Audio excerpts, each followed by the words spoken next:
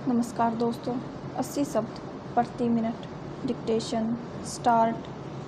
भ्रष्टाचार के खिलाफ ईडी, सीबीआई और आयकर विभाग की कई स्थानों पर छापेमारी यही बता रही है कि केंद्रीय एजेंसियों का मनमाना इस्तेमाल किए जाने के विपक्ष के तमाम आरोपों के बावजूद इन एजेंसियों की सक्रियता थमने वाली नहीं है।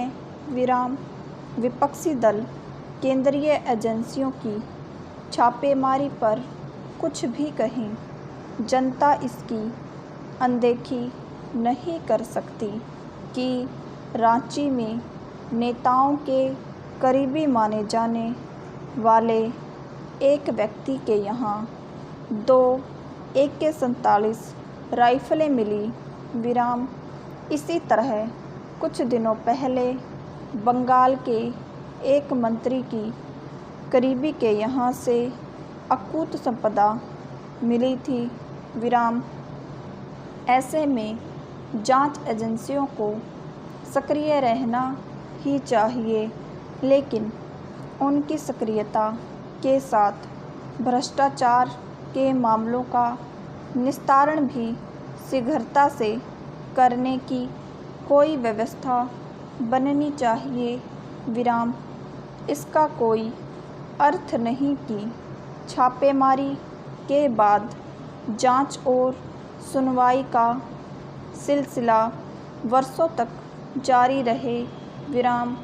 चूँकि फ़िलहाल ऐसा ही हो रहा है, इसलिए विपक्षी को यह कहने का मौका मिल रहा है कि राजनीतिक बदले की भावना से काम किया जा रहा है।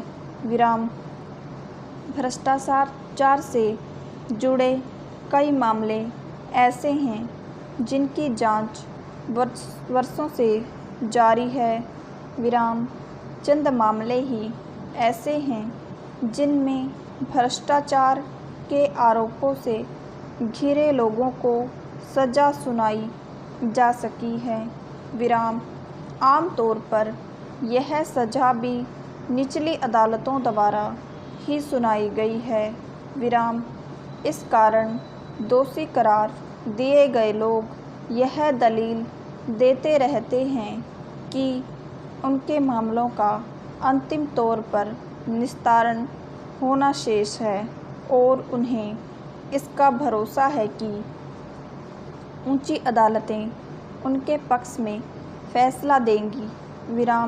पहला, जितना आवश्यक यह है कि नेताओं और नौकरशाहों से जुड़े भ्रष्टाचार के मामलों की जांच प्राथमिकता के आधार पर एक तय सीमा में हो, उतना ही यह भी कि निचली अदालतों के फैसलों को चुनौती देने वाली याचिकाओं के निस्तारण में उच्चतर अदालतें भी तत्परता बरतें। जब तक ऐसा नहीं होता, तब तक भ्रष्ट नेताओं और नौकरशाहों को हतोत्साहित नहीं किया जा सकता। यदि किसी मामले में अंतिम तौर पर फैसला होने में आवश्यकता से अधिक देरी होती है तो उसका न तो समाज पर अपेक्षित प्रभाव पड़ता है और न ही भ्रष्ट तत्वों को यह संदेश जाता है कि यदि वे गलत हैं तो बचेंगे नहीं। क्या यह असामान्य नहीं कि बिहार के चर्चित चारा घोटाले से जुड़े मामलों का निस्तारण अभी तक उच्चतर अदालतों से नहीं हो सका है?